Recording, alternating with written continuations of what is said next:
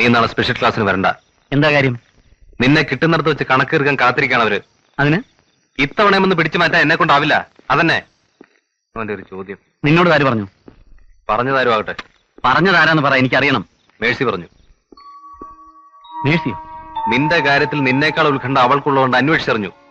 നീ അനുസരിക്കേ. വാ. ഞങ്ങൾ ഹോസ്റ്റലിലേക്ക് എത്താൻ വരുന്നില്ലേ? ഇല്ല, എനിക്ക് ലൈബ്രറി കുറച്ച് പണിയുണ്ട്. മനസ്സിലായി മേഴ്സി, മനസ്സിലായി. സ്പെഷ്യൽ ക്ലാസ് ഉള്ള ദിവസം സൗകര്യമാണല്ലോ. വരാമെന്ന് പറഞ്ഞിട്ടുണ്ടാവും. തനിക്കൊക്കെ ഈ ഒരു വിചാരമേ ഉള്ളൂ.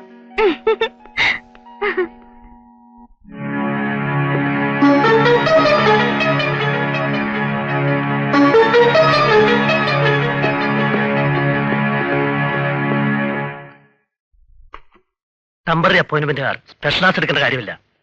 പക്ഷെ എനിക്കിഷ്ടം സ്പെഷ്യൽ ക്ലാസ്സാ. അറ്റൻഡൻസ് ഇല്ലാത്തതുകൊണ്ട് പഠിക്കണം എന്നുള്ളൊരു മാത്രമല്ല വരികയുള്ളൂ. എന്നാലും നമ്മുടെ നാടകം അവതരിപ്പിക്കാൻ പറ്റില്ല മാഷെ. മേക്കപ്പ് ഇട്ട് സ്റ്റേജിൽ കയറിയ ശേഷമാണ് അലമ്പുണ്ടായതെങ്കിലോ അത് വേണ്ടി വന്നില്ല. ഭാഗ്യം. ഓട്ടടോ, കുറെ കൂടി നല്ലൊരു സ്റ്റേജ് നമുക്ക് സംഘടിപ്പിക്കാം. ശരി.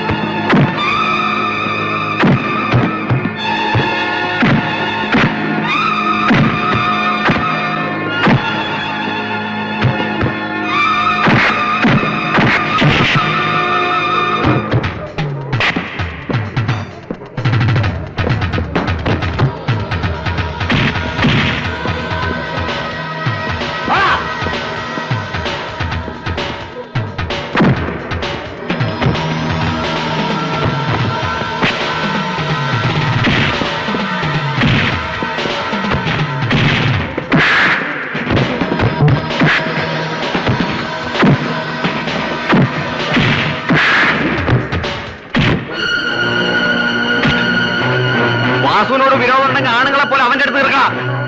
അല്ലാതെ പാവ പെണ്ണിന്റെ അടുത്തോ നിന്റെയൊക്കെ പട്ടികളെ.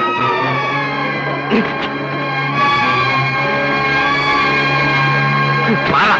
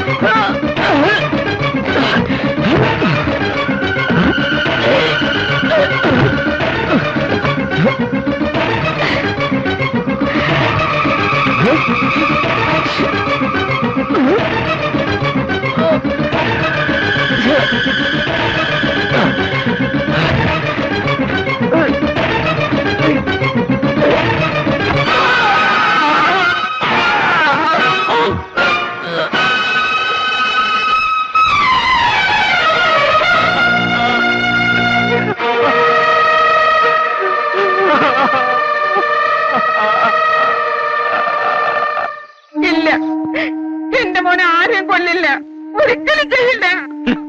ചത്തവന്റെ കൂടെ ഉണ്ടായിരുന്നവനാ സാക്ഷി. തെറ്റാവണത് എങ്ങനെയാ? എന്റെ മോനെ ചതിയപ്പെടുത്തിയതാവും. കൊലക്കേസാ. പോരാത്തതിന് ചത്തവനും സാക്ഷിയും പമ്പന്മാരുടെ കുടുംബത്തിൽ നിന്നുവാ. എനിക്കും എന്റെ മോനും വേറെ ആരുമില്ല.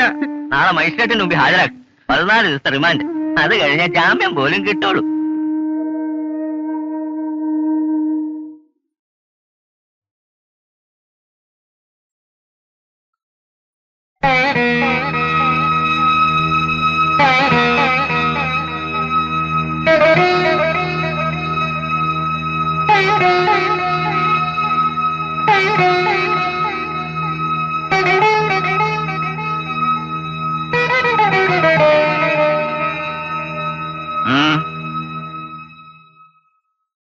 എന്റെ മോനെ ജാമ്യത്തിലിറക്കാൻ ഏട്ടൻ സഹായിക്കണം.